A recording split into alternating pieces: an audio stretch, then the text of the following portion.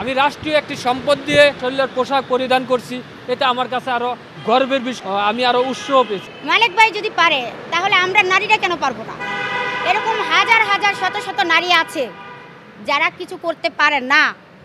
আমার কথা হচ্ছে যে চুপ করে ঘরে বসে না থেকে আসেন একসাথে কাজ করি সোনালী হাঁসের জন্য। যদি আমরা কাজ করি দেশে বিদেশে এটা যদি ছড়িয়ে যায় দেশের উন্নতি হবে আমি মনে করি।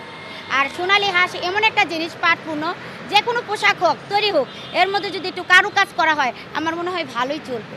আগে কোম্পানিগুলো বন্ধ করতে হবে, বন্ধ করলে তাহলে কিন্তু সাধারণত মানুষে ওই পলিথিনগুলা ব্যবহার করতে সুবিধা হবে না আর করবে না। তখন কিন্তু আমরা বাধ্যতামূলক কাপড়ের ব্যাগ অথবা পাটের ব্যাগ আগে যে এরকম করে যেরকম বাজারের একটি ব্যাগ আছে এরকম করে একটা ব্যাগ ব্যবহার করতে পারবে। আর আমি রাষ্ট্রীয় একটি সম্পদ দিয়ে শরীরের পোশাক পরিধান করছি, এটা আমার কাছে আরো গর্বের বিষয়, আমার কাছে আমি আরো উৎসাহ পেয়েছি। হ্যাঁ, ওনার বাড়ি হয়েছে নরসিংদী। উনি এক বছর আগে উনি আমার একটি ভিডিও দেখেছেন। ভিডিও দেখার পরে উনি আমার কাছে সহমত প্রকাশ করতে আসলেন, কিন্তু আগে বলছে আপনার সাথে সহমত প্রকাশ করতে চাই, আপনার কার্যক্রমগুলো ভালো।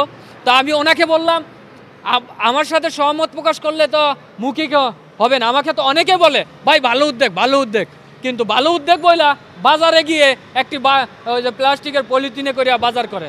তো আপনি যদি আমার সহমত প্রকাশ করেন তাহলে তাহলে আমার কি করা লাগবে? তো সে বলছে তাহলে আমি পাটের শাড়ি পরমু, আপনি পাটের পাঞ্জাবি পরেন, আমি পাটের শাড়ি পরমু।